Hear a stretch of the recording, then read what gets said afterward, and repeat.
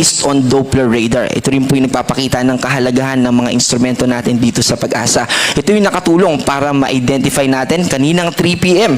na naglandfall na itong si Bagyong Nando dito sa Panuitan Island. Isang maliit na island po na part pa rin ng Babuyan Islands, and then part ito ng Calayan, Cagayan. And dito naman sa ating latest satellite image, kung makikita natin yung mata ng bagyo, very well structured po. Ibig sabihin ay malakas po itong bagyo na ito.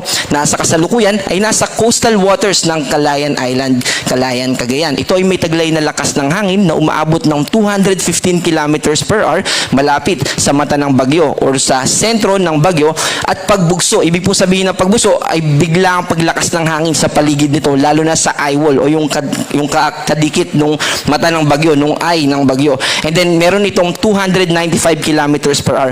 Malakas po ito. Ibig sabihin ay posible nito na mapatumba yung mga kabahayan na gawa sa light materials, at pwede rin ito na makapagpabuwal ng mga malalaking puno. And bukod dito sa epekto nitong si Super Typhoon Nando, ay nananatili yung epekto ng habagat. At yung pag-ikot, kapag nasa northern hemisphere, itong mga bagyo natin ay counterclockwise yung ikot. Kaya hinihila niya yung moisture na associated dito sa habagat, at yun din yung isa sa mga dahilan kaya tayo nakataas sa orange rainfall warning dito sa Metro Manila.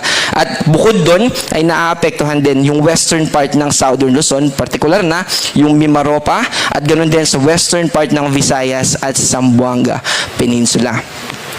Para sa ating latest track na tatahakin na nitong si Bagyong Nando, today po nandito siya sa coastal waters ng Calayan, Cagayan.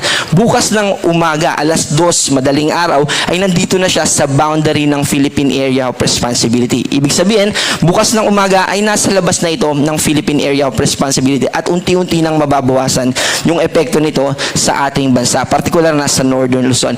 At yung inner circle, ito po yung lugar na kung saan merong tayong at least 89 kilometers per hour na lakas ng hangin.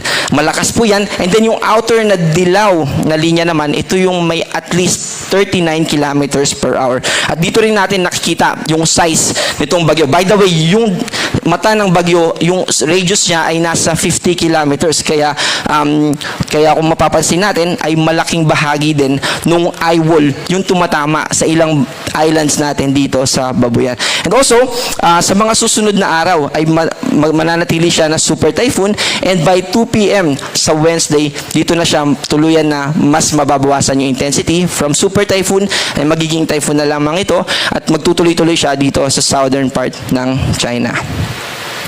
Para naman sa ating mga nakataas na signal from 1 to 5, yung mga signal number po natin pertaining